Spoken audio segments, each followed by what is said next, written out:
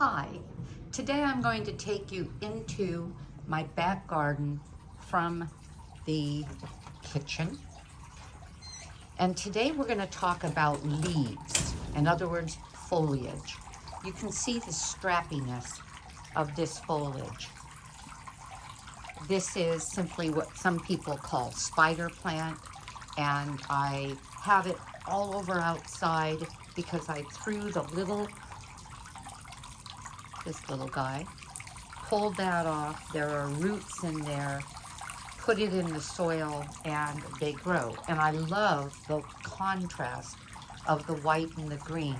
Strappy green leaves give a vertical accent. Fat, strappy green leaves give a contrast. And that's why we're going to look at foliage today. Here's a little note. I put these cut roses and the alstroemeria in this fountain for the garden tour.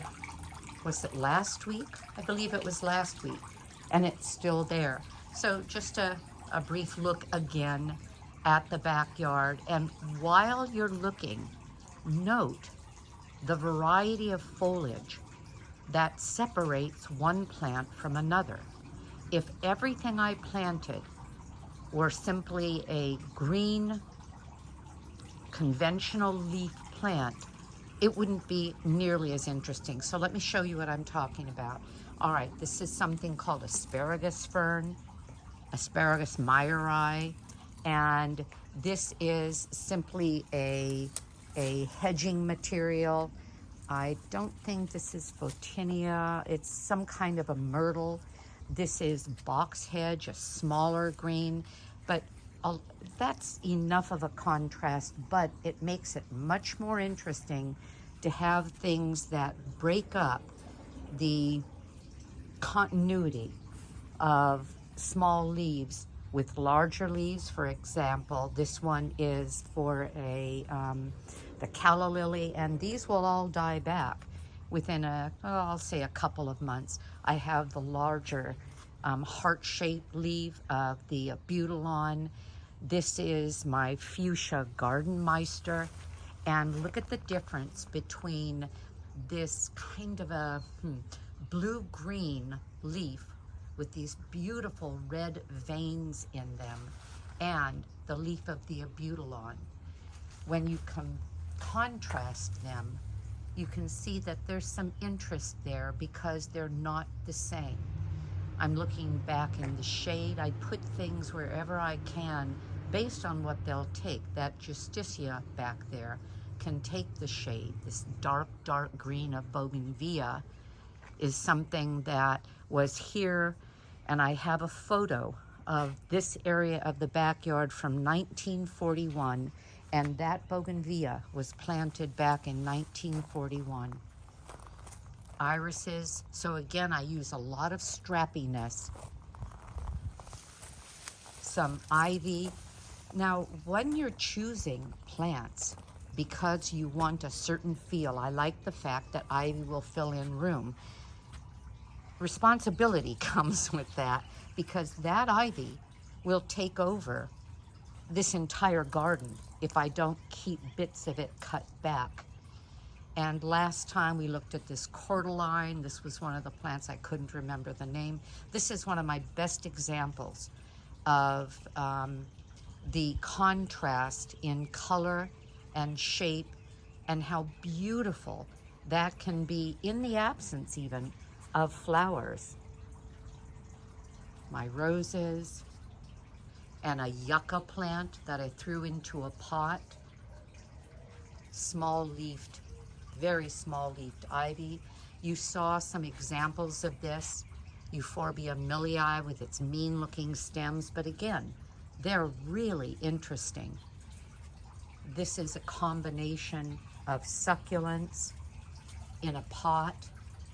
This succulent it's called hurricane cactus, and it's not a true cactus as you can see, but look at that beautiful red that it adds. And this one is similar. This is what people call Christmas cactus.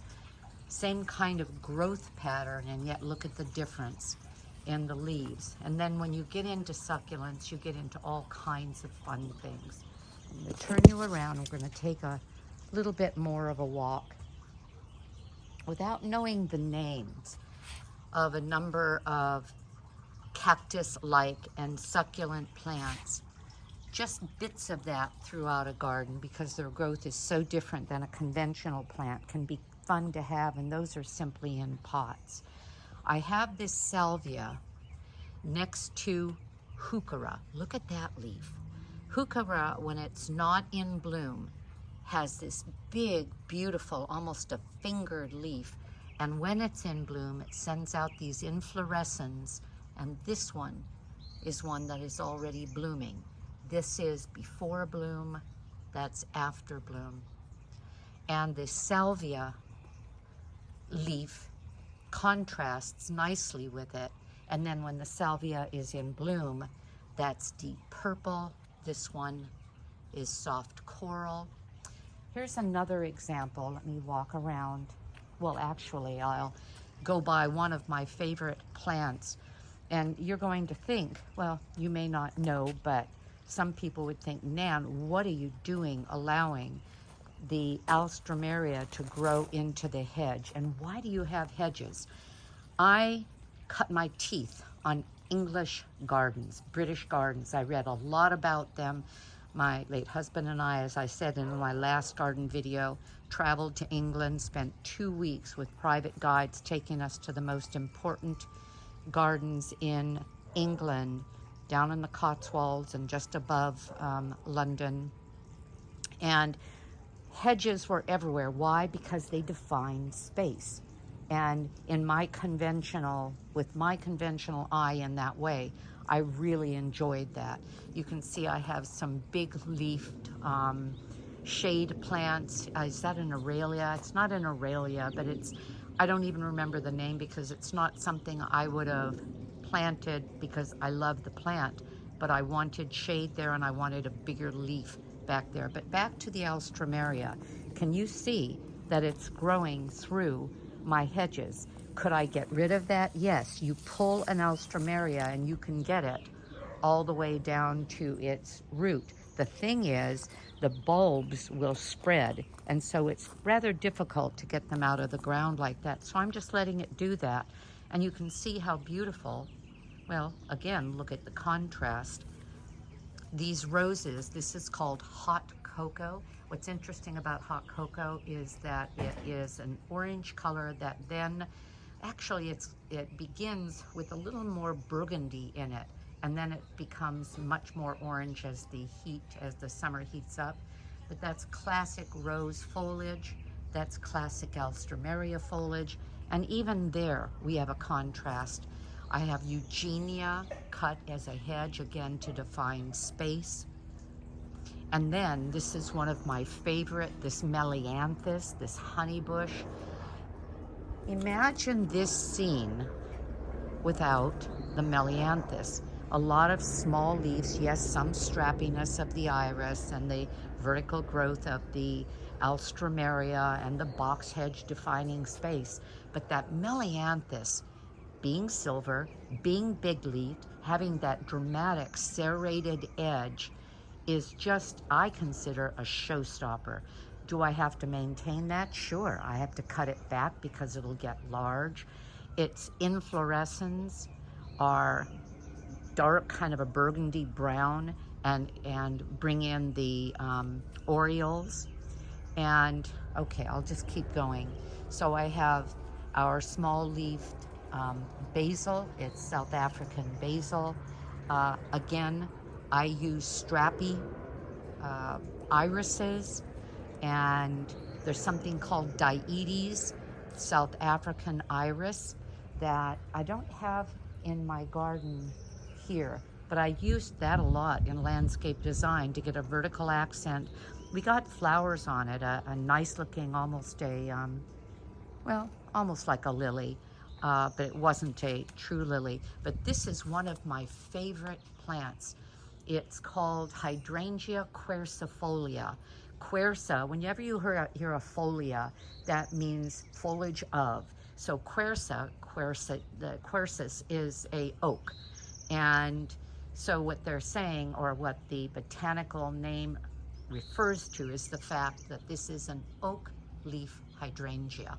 Well, what this is going to do within a few weeks, I designed the front yard of my neighbor and I put one of these in. Hers is already in bloom because it gets more sun. This actually wants some dappled shade. It doesn't want to be in full sun, but hers is in bloom. Mine will be in bloom. Well, actually, it might not be because I cut it way back. And we're going to end up with these beautiful triangular inflorescence of bright white flowers. Okay, again, a variety of leaf sizes, and a yellow green as opposed to a more Kelly green, as opposed to the silver, as opposed to the browns. I'll back up and show you my Cecil Brunner roses. They only bloom once a month. No, I don't mean that, once a year, and they're already fading. This entire arbor is constructed with this gorgeous historic rose with a delicate, beautiful flower, soft fragrance that is used for boutonnieres, and yet it's already raining down its petals. You can see that all over.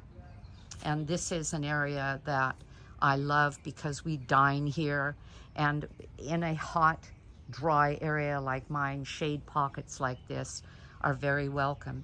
And then you get to the real oddball plants that are not just interesting because of the leaf, and this is a very pretty flower. This is Euphorbia mellii, but because of the stems. And as I said in the last garden tour, taken independently, somebody may say, don't you put that in my garden. It's ugly, it's spiky, it's this, it's that. But look at that. Don't you think that's interesting? I do. You may have a much less, you may have, let me say, a more modern look at the way you decorate. This house is a 1941, so I decorate with some things that bespeak age and historic significance. And you may have a more modern feel that you want in your garden, and in which case it would be much more spare. You wouldn't be filling a garden to this degree, which would be fine too. And again, contrasts, that's irises, those purple irises, with the beautiful nasturtium, the value of which, again, you pick these. I'm not going to throw it in my mouth or I won't be able to talk to you, but they taste like radishes, and they're beautiful in a salad. Will this take over my backyard? Yes. So I come out here from time to time, grab a long stem. You can kind of see I did that. See where it was cut?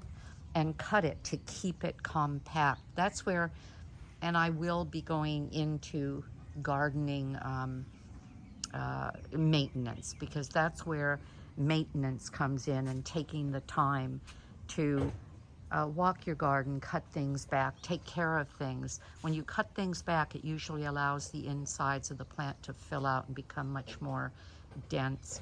And the Brugmansia I showed you, remember?